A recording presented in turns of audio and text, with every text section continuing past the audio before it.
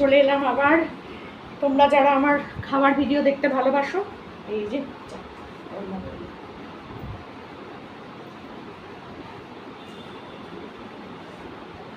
Good afternoon, চলে এলাম। তোমরা যারা আমার খাওয়ার ভিডিও দেখতে ভালোবাসো তাদের জন্য এই ভিডিওটা নিয়ে। তো আজকে আমি রান্না করেছি এই যে আলু পটল আর চিংড়ি মাছ দিয়ে তরকারি। এটা তো তোমাদের ব্লগেই দেখতে পাবে। আর হচ্ছে ধনেপাতা বাটা, আর কিচ্ছু না।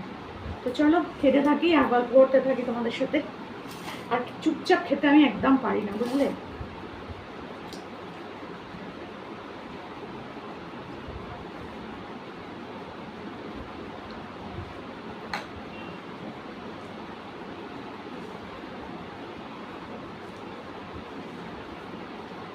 ধনেপাতা বাটাটা শীতকালেই ভালো লাগে, এটা ঠিক কথা, কিন্তু যখনই খাবো তখনই ভালো লাগবে। বেগুন পোড়া আমার যখন খাবে তখনই ভালো লাগে। সেদিনকে খেয়েছিলাম, কে যেন আমায় বলেছে যে আন্টি তুমি বেগুন পোড়াই গরমে খেলে, গরমে বেগুন ভাজা খেতে পারলে বেগুন পোড়া পারবো না কেন বলো, ওই জন্য খেয়েছি।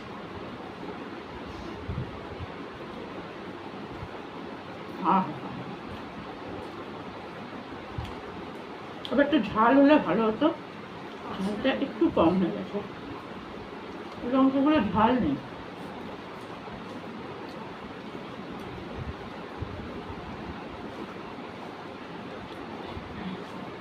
জানি না, খেয়ে বলুক ওরা কেমন হয়েছে।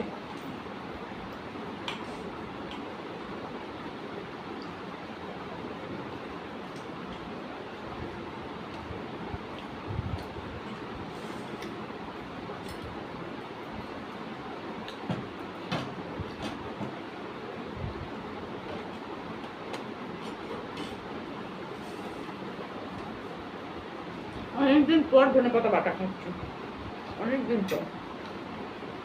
ভেবেছিলাম উচ্চ ভাজা করবো, আর ইচ্ছা করলো না। ওই রোদ্দুরের মধ্যে গরমের মধ্যে ওখানে দাঁড়িয়ে থাকতে ইচ্ছা করে না।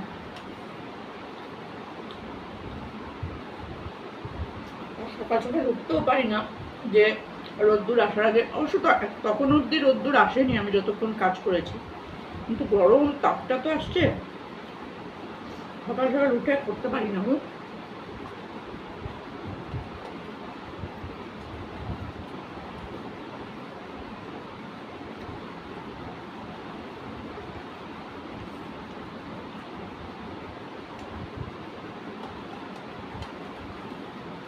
জলটা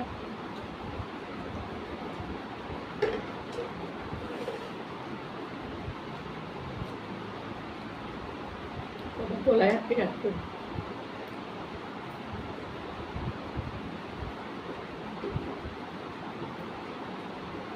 ঠিক আছে করে তো দিয়েছি, যা হবে হবে।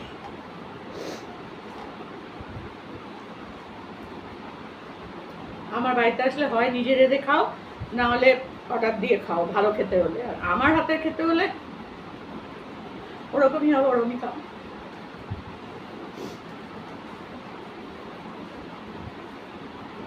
তাও তো এখন করি, আগে তো একদমই করতাম না। আগে আসলেই কেউ ব্যাস অর্ডার। আবার এই হাতটাও একটু, এই হাতটা তো সেটু হয়েই গেল।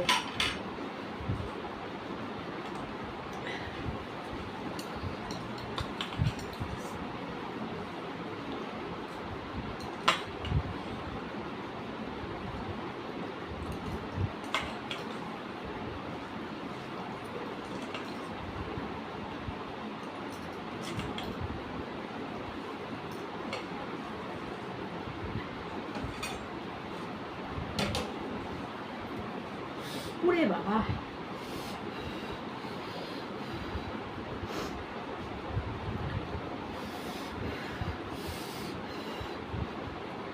হাত দিতে পারছি না।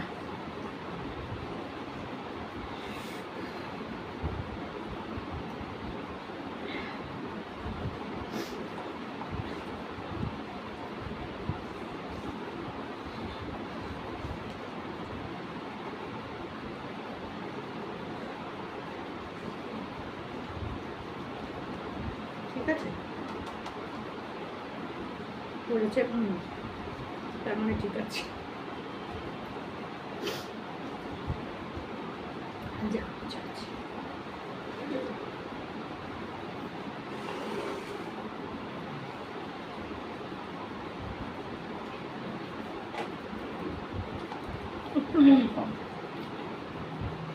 তরকারিটা কিন্তু সত্যি ভালো।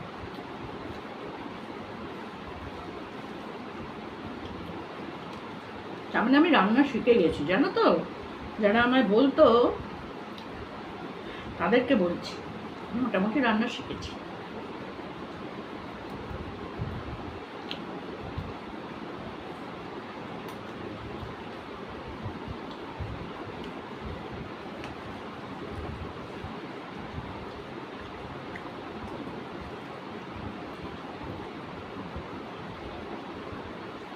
একটুখানি ভাত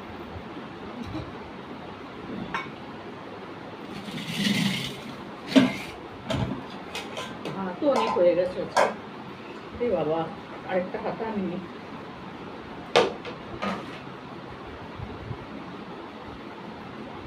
একটু জল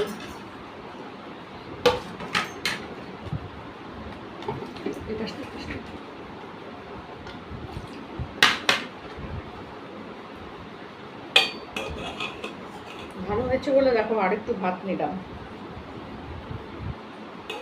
সত্যি করে ভালো হয়েছে, ওই জন্য একটু ভাত নিচ্ছি। ভাত লাগবে?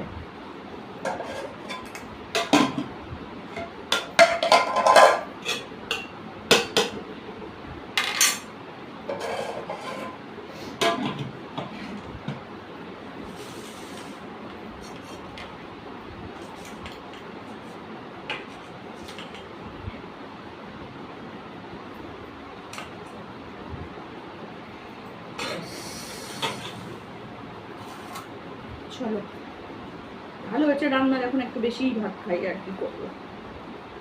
না গো, সত্যি ভাত খাই, এটা ভালো হয়েছে। আর ভাত আমি কমই নিয়েছিলাম, তার জন্য আরেকটু নিলাম। ভয়ে ভয়ে ভাত নিই, যদি রান্না খারাপ হয় তাহলে তো বেশি খেতে পারবো না। তাই বাবা, নষ্ট করার থেকে অল্প না আবার।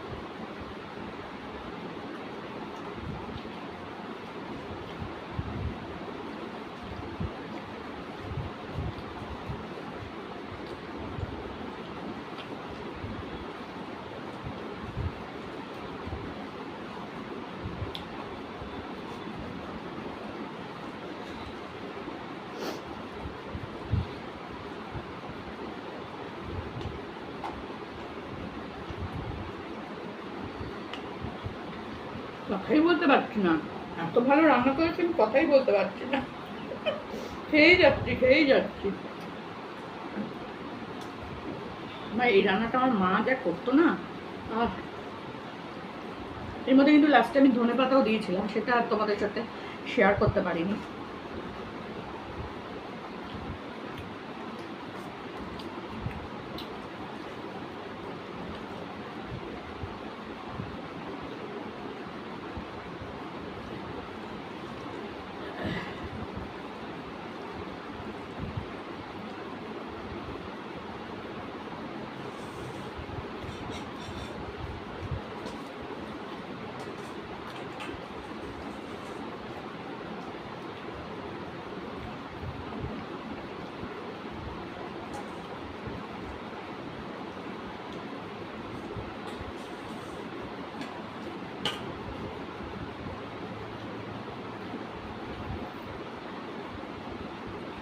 মাটিতে বসে খেতে একদিকে ভালো লাগে, কিন্তু একদিকে কষ্টও হয়।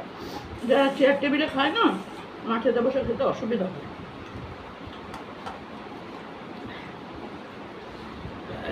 এই যেরকম ঝুঁকে যেতে হয়, এটাই অসুবিধা হয়।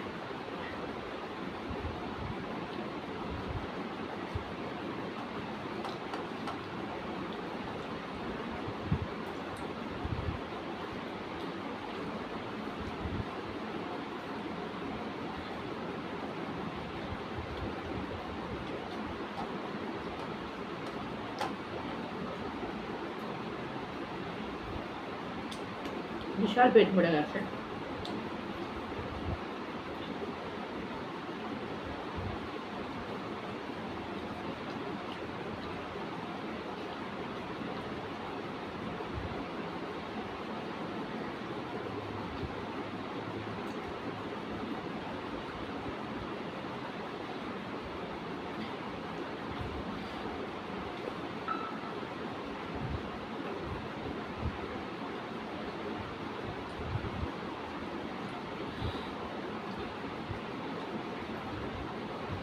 চলো, খাওয়া দাওয়া কমপ্লিট। এখন এই বাসন মাজতে হবে। আজকে রান্নাঘরটা আমার পুরোটা পরিষ্কার করা হয়নি, ওটা পরিষ্কার করব, করে তারপরে এসে একটু রেস্ট।